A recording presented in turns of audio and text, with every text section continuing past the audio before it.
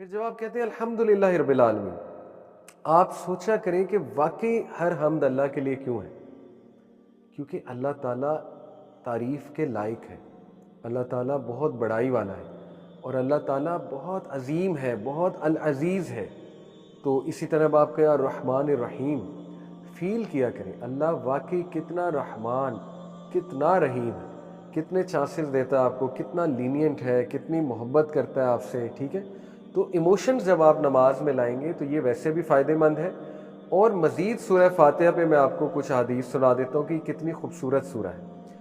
نبی صلی اللہ علیہ وسلم نے فرمایا، ابن عباس فرماتے ہیں کہ اینجل جبرائیل نبی صلی اللہ علیہ وسلم کے ساتھ بیٹھے ہوئے تھے انسانی شکل میں، اور انہوں نے سنا کریکنگ ساؤنڈ، جیسے دروازے کھلنے کا ایک کریکنگ ساؤنڈ ہوتا ہے نا، تو جبرائیل السلام نے اپنے سر کو بلند کیا اور اوپر دیکھا، اور پھر انہوں نے کہا کہ this is a door of heaven that has been open today and it has never been open before today, کہ آج یہ آسمان کا ایک دروازہ کھلا ہے جو آج سے پہلے کبھی نہیں کھلا۔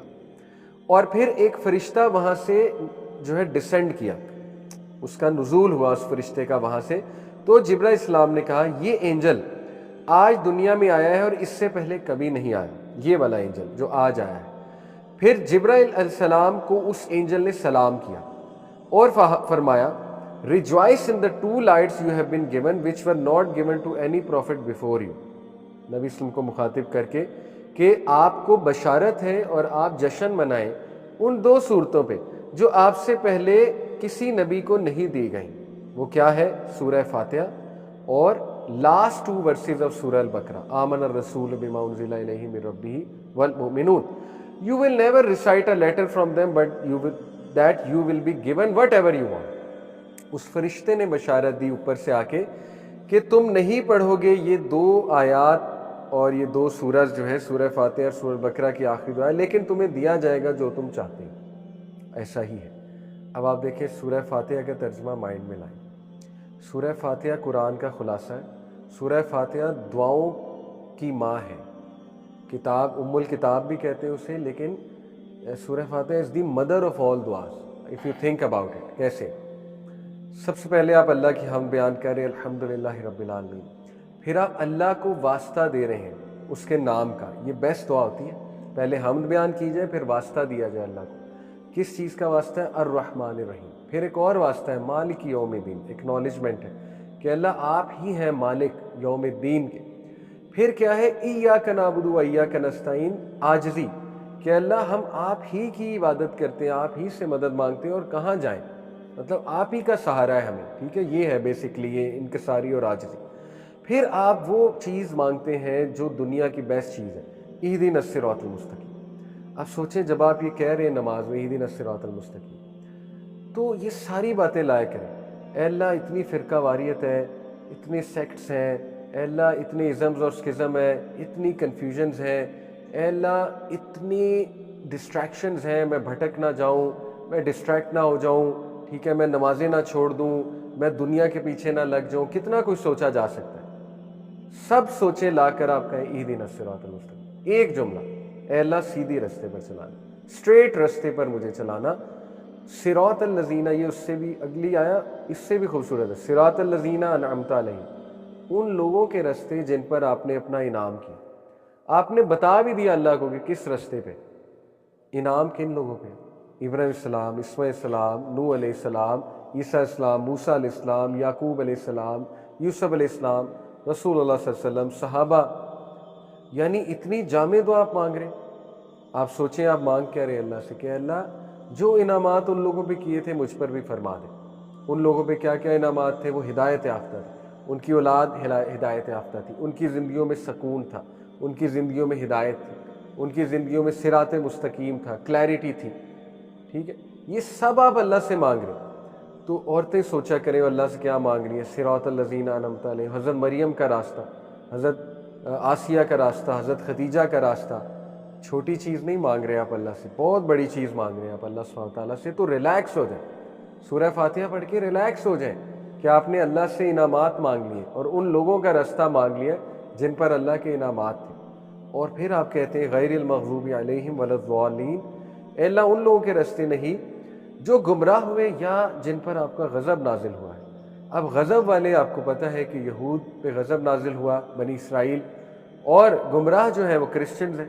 تو اس میں ایک نکتہ ہے، کرسچنز کی گمراہی کی وجہ اگنورنس تھی اور جوز کی گمراہی کی وجہ ایروگینس تھی۔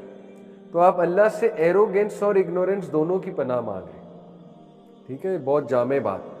ایروگینس سے بھی پناہ مانگ رہے ہیں اللہ، اور اگنورنس سے بھی ہم آپ کی پناہ چاہ رہے ہیں۔ تو یہ اتنی جامع دعا ہے سورہ فاتحہ، اس میں سب کچھ آ جاتا ہے، سب کچھ آ جاتا ہے اس میں، ٹھیک ہے۔ اسی لیے اسلاف جب دعا شروع کرتے تھے، کئی اسلاف ہیں جو سورہ فاتحہ سے آگے نہیں جاتے تھے دعا میں، 2 گھنٹے سورہ فاتحہ مانگتے رہتے تھے، 2 گھنٹے سورہ فاتحہ پڑھتے رہتے تھے۔ ایسی مثالیں ملتی ہیں، سورہ فاتحہ پڑھ کے ساری دعائیں ان کی قبول ہو جاتی ہیں، ٹھیک ہے، اتنی جامع ہے سورہ فاتحہ۔ اسی طرح کئی اسلاف درود ابراہیمی سے آگے نہیں جاتے۔ ایک صحابی نبی صلی اللہ علیہ وسلم کے پاس آئے، کہا یا رسول اللہ دعا میں کتنا درود پڑھوں؟ ابھی میری دعا میں 1/4 پورشن درود ہوتا ہے، یعنی اگر میری دعا لیٹ سے 5 منٹ کی ہے تو 5 منٹ کا 1/4 کیا ہوا؟ 1.25 منٹ یا 1 منٹ، تقریباً 1 منٹ درود پڑھتا ہوں۔ 1 منٹ میں بندہ کتنے درود پڑھ لیتا ہے؟ 7-8 بار، ٹھیک ہے۔ نبی صلی اللہ علیہ وسلم نے کہا بڑھا دو۔ نیکسٹ ٹائم آیا، کہا یا رسول اللہ اب میرے دعا میں ہاف ٹائم درود ہوتا ہے۔ نبی صلی اللہ علیہ وسلم نے کہا بڑھا دو۔ پھر کہا یا رسول اللہ اب 75% درود ہوتا ہے۔ نبی صلی اللہ علیہ وسلم نے کہا بڑھا دو۔ پھر آیا تو کہا یا رسول اللہ میں تو پڑھتا ہی درود ہوں دعا میں۔ اللہ کے نبی نے کہا اگر یہ صحیح ہے تو اللہ تیری تمام دعائیں ویسے ہی قبول کر دے گا، کانٹیکس یہ حدیث کا، تیری مشکلیں دور کر دے گا، تجھے ریلیف دے دے گا ہر مسئلے سے۔ درود ابراہیمی اور سورہ فاتحہ یہ سیکرٹ کوڈ ہے دعا کا، ٹھیک ہے۔ اسی لیے میں آپ کو بتا رہا ہوں، جن کو پتہ ہے دعا کا صحیح فلسفہ، وہ تو سورہ فاتحہ اور درود ابراہیمی سے آگے نہیں جاتے تھے۔ ہمارے اسلاف کی بات کر رہا ہوں، کیونکہ دے نیو کہ یہ پڑھ کے سارے کام ویسے ہی ہو جانے، ٹھیک ہے۔ بہرحال باقی دعائیں کر سکتے ہیں، کوئی حرج نہیں ہے، لیکن سورہ فاتحہ از امیزنگ۔ سورہ فاتحہ جو ہے یہ شفا بھی ہے۔ سورہ فاتحہ میں اپنے بیماروں پہ، مریضوں پہ سورہ فاتحہ پڑھو، حدیث ہے نبی صلی اللہ علیہ وسلم کی، تو اٹ از امیزنگ سورہ فاتحہ جو ہے۔ اس کے بعد یہ حدیث بھی بہت خوبصورت ہے۔ نبی صلی اللہ علیہ وسلم جو ہے، انس بن مالک کہتے ہیں کہ اللہ کے نبی صلی اللہ علیہ وسلم کے ساتھ میں ایک جرنی پر تھا، اور and he descended from his riding animal as a man among his companions are walking by his side۔ تو آپ وسلم اس کی طرف مڑے اور کہا کیا نہ میں تمہیں بتاؤں گریٹسٹ آف دا قرآن، سب سے عظیم چیز قرآن کی؟ فرمایا الحمدللہ رب العالمین، یہ قرآن کی سب سے گریٹسٹ ورس، گریٹسٹ۔ تو سورہ فاتحہ وی آر گفٹڈ، کسی نبی کو نہیں ملی سورہ فاتحہ۔ یہ آ رہا ہے حدیث میں، آیا نا، ایک اینجل نے آ کے بتایا آپ سے پہلے کسی نبی کو نہیں ملی، یہ آپ کے لیے گفٹ ہے، آپ کی امت کے لیے خاص گفٹ ہے سورہ فاتحہ۔ ایک اور حدیث اسی طرح کی ہے، اللہ کے نبی صلی اللہ علیہ وسلم نے ان کا ہاتھ پکڑا، یہ صحابی ہیں، shall I not teach you the greatest chapter in the Quran before you leave the mosque؟ نبی نے ان کا ہاتھ پکڑ لیا اور کہا did you not say that you would teach me the greatest؟ یہ صحابی نے کہا کہ یا رسول اللہ آپ نے کہا تھا بتائیں گے، تو بتائیے۔ تو نبی صلی اللہ علیہ وسلم نے کہا الحمدللہ رب العالمین which are the 7 oft repeated verses in the great Quran given to me۔ تو اس سورہ فاتحہ کے بارے میں حدیث۔ اسی طرح یہ حدیث ابی بن کعب وہ رپورٹ کرتے ہیں، نبی صلی اللہ علیہ وسلم نے فرمایا how do you recite in prayer? ابی نے کہا I recite the foundation of the book, سورہ الفاتحہ۔ پروفیٹ صلی اللہ علیہ وسلم said by the one in whose hand is my soul nothing like it has ever been revealed in the Torah nor in the gospel، یعنی کہ انجیل، nor the psalms یعنی کہ زبور، nor the فرقان، یہ بھی صحیفے ہیں۔ Verily they are the 7 oft repeated verses in the great Quran given to me۔ اس جیسی نہیں نازل ہوئی، کبھی نہیں نازل ہوئی، in terms of فضیلت، in terms of wording، in terms of everything۔ تو سورہ فاتحہ گفٹ ہے اللہ سبحانہ تعالیٰ کی طرف۔ اب یہ بحث آتی ہے فقہی، اگر پوائنٹ اگر ہم فقہ کے پرسپیکٹیو سے بات کریں، سورہ فاتحہ امام کے پیچھے پڑھنی چاہیے کہ نہیں پڑھنی چاہیے، ٹھیک ہے۔ اس میں ڈفرینٹ اسکول آف تھاٹس ہیں۔ امام ابو حنیفہ کے نزدیک، یعنی ان کے اسٹوڈنٹس کے نزدیک بیسیکلی امام ابو یوسف جو حنفی اسکول آف تھاٹ ہے، وہ کہتے ہیں کہ جو ہر نماز جو آپ امام کے پیچھے پڑھیں گے آپ کو ضرورت نہیں سورہ فاتحہ، چاہے وہ سری ہے یا جہری نماز، یعنی سائلنٹ اور لاؤڈ نمازیں۔ عصر اور ظہر سائلنٹ نمازیں، باقی 3 لاؤڈ نمازیں۔ وہ کہتے ہیں کسی بھی نماز میں آپ نہ پڑھو، امام کی ہی سورہ فاتحہ آپ کی سورہ فاتحہ ہے، ٹھیک ہے؟ یہ حنفی اسکول آف تھاٹ ہے۔ باقی امام مالک کا جو اسکول آف تھاٹ ہے وہ یہ ہے کہ لاؤڈ نمازوں میں نہ پڑھیں اور سائلنٹ نمازوں میں پڑھیں، ٹھیک ہے؟ یہ امام مالک کا اسکول آف تھاٹ ہے۔ امام شافعی اور امام احمد بن حنبل دونوں کا اسکول آف تھاٹ ہے کہ پڑھنی ہے، اور کب پڑھنی ہے اصل میں وہ پھر اماموں کی بھی ٹریننگ وہی کرتے ہیں۔ امام شافعی کے اسکول آف تھاٹ میں امام کو چاہیے کہ سورہ فاتحہ بہت ٹھہر ٹھہر کے پڑھے، اور آپ نے جو شافعی امامز ہیں، کبھی آپ عرب کنٹریز میں گئے ہیں تو وہ سورہ فاتحہ اسی طرح پڑھتے ہیں، جیسے الحمدللہ رب العالمین کے بعد وہ سائلنٹ ہو جاتے ہیں 3-4 سیکنڈ کے لیے۔ کیوں؟ کیونکہ ان کا اسکول آف تھاٹ ہے کہ پیچھے والے پڑھ لیں تاکہ ٹکراؤ نہ ہو، کیونکہ قرآن میں آتا ہے نا کہ جب قرآن پڑھا جا رہا ہو تو آپ نہ بولو، تو اس حدیث کو لے کے بھی امام ابو حنیفہ اور ان کے اسٹوڈنٹس کہتے ہیں نا کہ سورہ فاتحہ جب پڑھی جا رہی تو آپ پیچھے کیوں ریپیٹ کر رہے ہیں، ٹھیک ہے؟ ٹکراؤ آ رہا ہے نا قرآن سے۔ تو اس کو خیر امام بخاری نے اس کا جواب دیا ہے۔ امام بخاری اس کے قائل تھے نا کہ ہر نماز میں آپ نے پڑھنی ہے، تو اس کا جواب انہوں نے یہ دیا تھا نا کہ ایکسیپشن از دیئر، یعنی کچھ احادیث میں جب خود ہی ایکسیپشن مل جائے ہمیں تو وہ حکم لاگو نہیں ہوتا، جو قرآن کا سورہ الاعراف میں حکم ہے نا کہ جب قرآن پڑھا جا رہا ہو تو خاموشی سے سنو تاکہ تم پہ رحم کیا جائے، یہ ہے وہ آیت۔ تو وہی کہتے ہیں کہ دیکھیں سورہ فاتحہ اس کی ایکسیپشن ہے کہ وہ آپ نے پڑھنی ہے امام کے نیچے، لیکن اس کا بیسٹ طریقہ ہے کہ امام، اس کے 2 طریقے، ایک امام شافعی والا کہ امام خود ٹھہر ٹھہر کے پڑھے۔ پاکستانی مساجد میں کچھ امام ہیں ٹھہر ٹھہر کے پڑھتے ہیں، آپ نے نوٹ کیا ہوگا، شاید وہ اسی لیے اس طرح کرتے ہیں کہ پیچھے کچھ لوگ اگر پڑھ رہے ہیں تو وہ ساتھ پڑھ لیں۔ دوسرا طریقہ ہے کہ جب امام پڑھ چکا ہو تو پھر آپ پڑھ لیں۔ وہ بھی کچھ امام کرتے ہیں کہ وہ سورہ فاتحہ پڑھنے کے بعد 5-6 سیکنڈ چپ رہتے ہیں، ٹھیک ہے، اور سورہ اگلی سٹارٹ نہیں کرتے، وہ بھی اس لیے کہ پیچھے والے پڑھ لیں۔ لیکن ہمارے ہاں آپ کو پتہ ہے زیادہ تر مساجد میں سورہ فاتحہ بہت تیز پڑھی جاتی ہے اور اس میں کوئی گیپ نہیں دیا جاتا، اور نہ ہی سورہ فاتحہ کے بعد سورہ میں کوئی گیپ دیا جاتا ہے، فوراً سورہ شروع ہو جاتی ہے۔ اس کیس میں کیا کریں؟ اس کیس میں پھر مجبوری ہے۔ دیکھیں میں جس اسکول آف تھاٹ کا قائل ہوں میں اپنا بتا دیتا ہوں، میں اس کا قائل ہوں کہ ہر نماز میں پڑھنی چاہیے، چاہے لاؤڈ ہو چاہے سائلنٹ ہو، ٹھیک ہے؟ باقی امام مالک کا اسکول آف تھاٹ کچھ لوگ ان کو فالو کرتے ہیں، امام مالک کو، اور کافی مزید ائمہ کرام ان کی بھی رائے امام مالک والی ہے کہ یہ والی رائے معتدل ہے۔ لیکن پرسنلی اسپیکنگ میرے مطابق یا جتنے اسکالر سے میں نے پوچھا، ہر نماز میں سورہ فاتحہ پڑھ لینی چاہیے، ٹھیک ہے، سری ہو یا جہری ہو۔ اب سوال یہ پیدا ہوتا ہے کہ وہ ایک حدیث ہے، نبی صلی اللہ علیہ وسلم نے فرمایا کہ ایک صحابہ پڑھا کرتے تھے نا اللہ کے نبی کے پیچھے سورہ فاتحہ فجر کی نماز میں۔ نبی صلی اللہ علیہ وسلم نے پوچھا کہ یہ کیا کرتے ہو تم لوگ؟ تو صحابہ نے فرمایا ہم آپ کے پیچھے پڑھتے ہیں۔ تو نبی صلی اللہ علیہ وسلم نے فرمایا کہ آپ جو ہے وہ، ابو ہریرہ کے غالباً یہ قول ہے کہ دل میں پڑھ لیا کرو، نفس میں پڑھ لیا کرو، یا نبی صلی اللہ علیہ وسلم کے الفاظ ہیں، ابھی میرے سامنے سوری وہ حدیث نہیں ہے۔ کچھ لوگ اس کو کوٹ کرتے ہیں، کہتے ہیں دیکھیں یہاں پہ منع فرما دیا، ٹھیک ہے، منع نہیں فرمایا اصل میں۔ نفس، یہ جو اسکالرز اس کے قائل ہیں کہ امام کے پیچھے آپ نے پڑھنی، وہ یہ کہتے ہیں کہ یہاں جو نفس سے مراد ہے، نفس میں پڑھ لیا کرو، اس سے مراد ہے محاورتاً آہستہ پڑھ لیا کرو، اونچی نہ پڑھا کرو کہ امام نہ ڈسٹرب ہو، یہ بات ہے۔ منع جو فرمایا گیا تھا وہ یہ تھا کہ اونچی نہ پڑھو تاکہ امام نہ ڈسٹرب ہو۔ نفس کے اندر پڑھو سے مراد ہے آہستہ پڑھا، اس سے یہ مراد نہیں ہے کہ دل میں، دیکھیں نا اگر دل میں پڑھنا ہے تو پھر باقی نماز بھی آپ دل میں پڑھیں، پھر امام کے پیچھے آپ سبحانہ ربی الاعلیٰ بھی نہ کہیں، پھر تو یہ بھی بات بنتی ہے نا، وہ بھی پھر دل میں کہیں۔ اس طرح پھر آپ اتحیہ بھی نہ پڑھیں، وہ بھی امام کے پیچھے پڑھیں، اور پھر آپ خود سوچیں کہ جماعت میں تو نماز پڑھنی ہے۔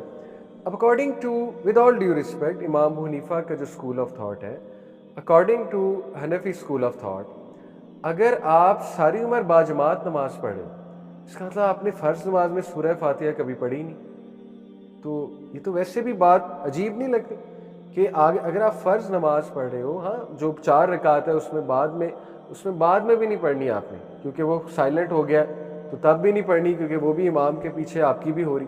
اس کا تو مطلب ہے کہ آپ نے ٹیکنیکلی سورہ فاتحہ کبھی پڑھی ہی نہیں فرض نماز میں، تو یہ تو عجیب لگتا ہے اگر جماعت سے پڑھی۔ اس لیے میرے خیال میں کہ وہ ویو ویک ہے، وہ ویک بھی ہے اور رسک بھی ہے بہت بڑا۔ تو آج جو معتدل اوپینین ہے وہ ایک امام مالک کا کہا جاتا ہے، اور سیفسٹ اوپینین آئی بلیو یہ ہے کہ آپ پڑھ لیں، اور انشاءاللہ اللہ نوز کہ آپ پڑھنا چاہ رہے ہیں تو امام کے پیچھے آپ پڑھ لیں. اب امام گیپ نہیں دے رہا تو اس سے ریکویسٹ کی جا سکتی ہے مے بی امام سے کہ اگر آپ موقع دیں ہم پیچھے آپ کے پڑھ لیں. امام کو فیڈ بیک دی جا سکتی ہے, لیکن میرے خیال میں سورہ فاتحہ جو ہے وہ پڑھ لینی چاہیے. تو یہ ایک فقہی پوائنٹ اس کے بارے میں, سورہ فاتحہ کے بارے میں جو ہے وہ ہمیں ملتا ہے. تو باقی انشاءاللہ آگے کی جو نماز ہے اس کو ہم ٹرانسلیشن کے ساتھ انشاءاللہ پڑھیں گے, سیکھیں گے. جو رکوع ہے اس کا مطلب کیا ہے, سبحان ربی العظیم, پھر سمیع اللہ لمن حمیدہ کا کیا مطلب ہے, اور اس کے بعد جب آپ سجدے میں جاتے ہیں تو سبحان ربی الاعلیٰ کا کیا مطلب ہے, اور کیا اور دعائیں بھی پڑھی جا سکتی ہیں سجدے میں. یہ بھی ایک فقہی پوائنٹ ہے کہ اور دعائیں پڑھی جا سکتی ہیں کہ نہیں پڑھی جا سکتی ہیں. پہلی تو بات, فرض نماز میں اردو میں دعا نہیں کی جا سکتی, نہ کسی اور لینگویج میں, عربی میں ہی کرنی ہے فرض نماز, ٹھیک ہے. باقی یہ کہ آپ مزید دعائیں بالکل کر سکتے ہیں, قرآنک دعاز بھی کر سکتے ہیں سجدے میں فرض نماز میں, لیکن بہتر یہ ہے کہ وہ کریں جو اللہ کے نبی نے سکھائی ہیں. وہ 7-8 دعائیں, سبحان ربی الاعلیٰ 3 بار, آڈ ٹائمز از بیٹر, 3, 5, 7, 9, کیونکہ اللہ کو وطر پسند ہے, آڈ پسند ہے, ٹھیک ہے. اس کے بعد سبحانک اللہم ربنا و بحمدک اللہم اغفر لی, یہ سکھایا. یہ 1 بار بھی ٹھیک ہے, 3 بار بھی ٹھیک ہے, 5 بار بھی ٹھیک ہے. اسی طرح سجدے میں اللہم اغفر لی ذنبی کلہ دکہ و جلہ, بہت خوبصورت دعا ہے. اے اللہ میرے گناہ معاف فرما, اللہم اغفر لی ذنبی, اے اللہ میرے گناہ معاف فرما, کلہ تمام کے تمام, دکہ و جلہ چھوٹے اور بڑے, اسمال اینڈ لارج, و اولہ و آخرہ پچھلے اور آنے والے, یعنی ہر گناہ, پچھلے پاسٹ کے, آنے والے جو میں نے آگے کرنے, وہ علانیتہ و سرہ, جو اعلانیہ کیے اور جو چھپ کر کیے وہ بھی ہیں. بہت خوبصورت دعا ہے, تو یہ بھی سجدے میں پڑھی جاتی ہے. اسی طرح اللہم انی اسألک بانی اشہد انک انت اللہ الاحد الصمد الذی لم یلد ولم یولد ولم یکن لہ کفوا احد, یہ بھی پڑھا کرتے تھے ہمارے نبی صلی اللہ علیہ وسلم. اسی طرح سبوح قدوس رب الملائکۃ والروح, سبوح کا مطلب ہے پاک ہے اللہ, قدوس ہولی ہے اللہ, قدس سے نکلا, ہولی لینڈ, قدس کہتے ہیں نا مقصد کو, قدوس ہولی ہے اللہ تعالیٰ. رب الملائکۃ والروح, ملائکہ اور روح کے رب ہے, اینجلز کے اور جبرائیل اسلام کے رب ہے. یہ بھی سجدے میں کہتے تھے ہمارے, یہ سجدے میں بھی کہتے تھے, رکوع میں بھی کہتے تھے. 1 بار بھی کہہ سکتے ہیں, 3 بار بھی. دیکھیں ہمیں سیکھنی چاہیے دعائیں. اب دیکھیں نماز کو بیوٹیفل آپ نے بنانا ہے, تو کبھی آپ سجدے میں سبحان ربی الاعلیٰ کہیں, کبھی آپ یہ کہیں اللہم اغفر لی ذنبی کلہ دکہ و جلہ, یہ والی دعا. کبھی آپ یہ کہیں سبحانک اللہم ربنا و بحمدک اللہم اغفر لی. اتنی ویرائٹی ہے, اتنی ڈائنامک نماز بنائی جا سکتی ہے. اسی طرح ہم ایک مسٹیک کرتے ہیں درود کے بعد. یہ ہماری ایک معاشرے میں پتہ نہیں یہ کہاں سے چیزیں آئی ہیں کہ اصل میں دعا قبول ہوتی ہے نماز میں, سجدے میں اور نماز کے دوران. درود کے بعد دعا قبول ہوتی ہے, حدیث ہے التحیہ میں درود کے بعد دعائیں کرو. صحابہ کہتے ہیں نبی صلی اللہ علیہ وسلم اتنی دعائیں کرتے تھے درود کے بعد کہ ہم کہتے تھے سلام پھیرنا بھول گئے. نبی صلی اللہ علیہ وسلم سلام پھیرنا بھول گئے. ہم کیا کرتے ہیں, پتہ نہیں کیوں کرتے ہیں ایسے. درود کے بعد ایک دعا, اونلی 1 دعا, ربی جعلنی مقیم الصلاۃ, جو بچپن سے قاری صاحب نے سکھائی ہوئی. سلام پھیر لیا جاتا ہے, جماعت کے ساتھ بات کر. اس کے بعد ہاتھ اٹھا کے دعا کی جاتی ہے جس کی کسی کو سمجھ نہیں آ رہی, اور وہ صرف اینڈ میں ایک جملہ سمجھ میں آتا ہے صلی اللہ علیہ وسلم, اور پھر اس طرح ہاتھ پھیر لی جاتی. ٹھیک ہے, جماعت کے بعد کبھی کبھی دعا کی جا سکتی ہے اس طرح سے, اگر ضروری کوئی موقع ہے اجتماعی دعا بیماروں کے لیے, لیکن اس کو روایت بنا لینا کہ اس کے بغیر نماز ہی نہیں ہوئی, یہ پتہ نہیں کہاں سے آیا. اس طرح کی باتیں اکثر آپ کو بزرگ ڈانٹ دیتے ہیں کہ تم نے دعا نہیں کی. بھائی نماز ساری کی ساری دعائیں, کیا مطلب دعا نہیں کی ساری, بلکہ لوگ ڈسٹرب ہوتے ہیں. نماز کے بعد تو اذکار ہے, نماز کے بعد تو اچھے خاصے اذکار ہیں, 9-10 اذکار ہیں. سب سے پہلے اس میں کہتے تھے اللہ اکبر, استغفر اللہ استغفر اللہ استغفر اللہ, پھر اللہم انت السلام و منک السلام تبارک, پھر ربی اعنی علی ذکرک و شکرک و حسن, پھر لا الہ الا اللہ وحدہ لا شریک لہ. 9-10 اذکار ہیں نماز. پھر تسبیح ہے, تسبیح فاطمہ, تو وہ کریں کہ ایک دم ہاتھ اٹھا کے سب کے ساتھ شریک ہو کے دعا کریں. تو یہ مناسب نہیں ہے, اور یہ ایک روایت بن چکی ہے. اور لوگ اب یہ سمجھتے ہیں کہ اصل دعا وہ ہے. دیکھیں اصل دعا تو درود کے بعد ہے. آپ کو 7-8 دعائیں کرنی چاہیے درود کے بعد. چلیں 2-3 کر لیں. اور یہ خوبصورتی ہے نماز کی. آپ باقاعدہ اپنی نماز کو دیکھیں کس طرح بیوٹیفائی کر سکتے ہیں. آپ مختلف کیٹیگریز بنا سکتے ہیں دعاؤں کی. مثال کے طور فجر کے وقت آپ کیٹیگری بنا سکتے ہیں برکت کی دعاؤں کی.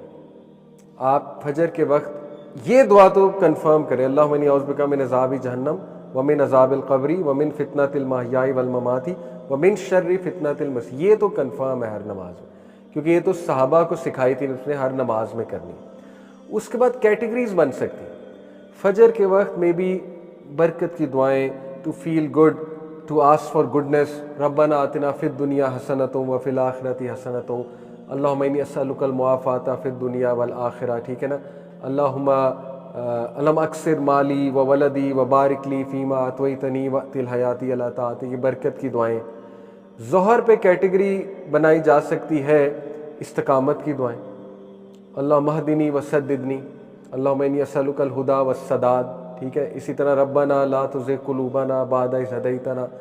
عصر کے وقت کیٹیگری بنائی جا سکتی تقویٰ کی دعائیں, اللہم انی اسألک الہدی والتقی والعفاف والغنی. اسی طرح مغرب کے وقت کیٹیگری بنائی جا سکتی ہے پناہ مانگنے والی دعاؤں کی, جس میں پناہ کا ذکر ہے کہ اللہ میں پناہ مانگتا ہوں. فار ایگزامپل اللہم انی اعوذ بک من علم لا ینفع, من قلب لا یخشع, من نفس لا تشبع, من دعوت لا یستجاب لها.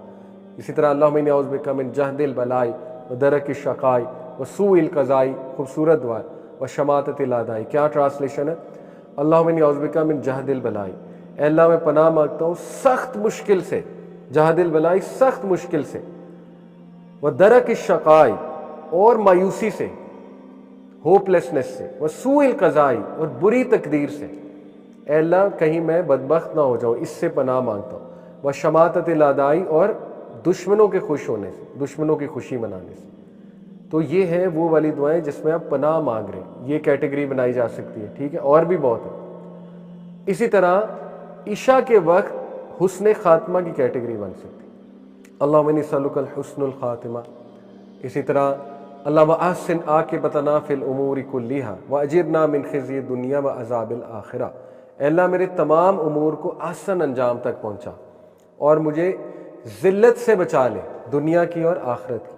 ٹھیک ہے. اسی طرح یو کین ایڈ دس دعا حسن خاتمہ ریلیٹڈ جو ہے, اللہم رحمتک ارجو فلا تکلنی الی نفسی طرفۃ عین واصلح لشانی کلہ لا الہ الا انت.